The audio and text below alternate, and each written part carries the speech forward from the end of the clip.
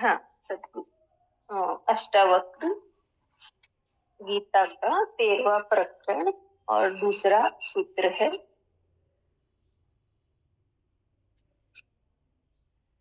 कहीं तो शरीर का दुख है, कहीं वाणी दुखी है, कहीं मन दुखी होता है।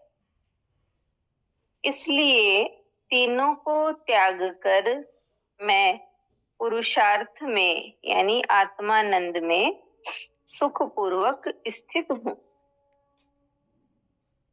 कहीं तो शरीर का दुख है, कहीं वाणी दुखी है, कहीं मन दुखी होता है। इसलिए तीनों को त्याग कर मैं पुरुषार्थ में यानी आत्मानंद में सुखपूर्वक स्थित हूँ। मनुष्य शारीरिक, मानसिक, वाणी के दुखों से दुखी है। शरीर अनेक व्याधियों का घर है। शरीर ही सबसे बड़ी व्याधि है। शरीर रहते सुख संभव ही नहीं है। शारीरिक कष्ट, रोग, थकान, अपाहिज हो जाना, भरण पोषण के लिए शारीरिक श्रम करना आदि शारीरिक दुख है। गूंगा हो जाना, मन के भावों को बिना सोचे समझे प्रकट कर देना, अपशब्द, कटु भाषण, मिथ्या भाषण, अनर्गल प्रलाप करना, अधिक बोलना या आवश्यकता होने पर भी नहीं बोलना आदि वाणी के दुख है। वाणी दोष के कारण ही अधिकतर बुद्धिमान पागल भी हो जाते हैं। गूंगे का कोई जीवन ही नहीं होता। ये सब वाणी के दुख हैं। मन के तो अनेक दुख हैं। अभाव, अपमान, चिंता, आशाएं, महत्वाकांक्षाएं, हीन भावनाएं, प्राप्त करने की चिंताएं, खो जाने की चिंताएं, रख रखाव की चिंताएं, रक्षा की चिंता, संकल्प विकल्प आदि से मन सदा दुखी रहता ही है। संसार में स्वस्थ मन वाला व्यक्ति मिलना असंभव है।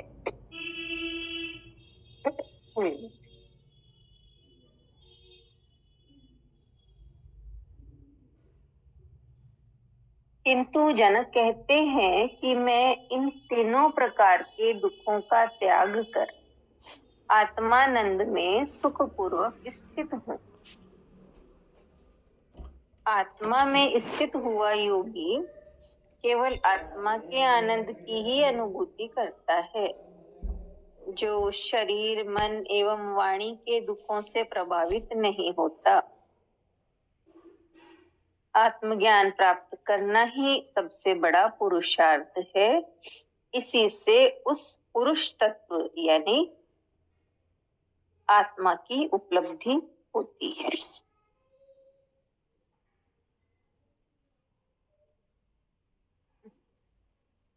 इतना ही है ये सूत्र। तो हमें बताया है कि मनुष्य शारीरिक, मानसिक और वाणी के दुखों से दुखी है और शरीर ही कहा सबसे बड़ी व्याधि है। यानी हम शरीर के भाव से जुड़े हैं तो ये शरीर ही सबसे बड़ी व्याधि है। ये यानी ये शरीर मिलना ही सबसे बड़ी व्याधि है। तो इस आवागमन के चक्र से मुक्त हो जाना ही कहा वो ही परमानंद है। तो शरीर ही सबसे बड़ी व्याधि है। शरीर के रहते सुख संभव ही नहीं है। वो तीनों तरह के बताए ना कि शारीरिक, मानसिक और वाणी के दुखों से ही मनुष्य दुखी है। तो शरीर के कष्ट, रोग, अपाहिज होना, ये सब शारीरिक दुख है। और मन के दुख बताए हमें वाणी के, अनर्गल बोलना, अपशब्द बोलना, अधिक बोलना या जरूरत होने पर भी नहीं बोलना, ये सब वाणी के दुख है। और मन के दुख अभाव, अपमान, चिंता, आशाएं, हीन भावना, ये सब, इन सब से मन दुखी रहता है।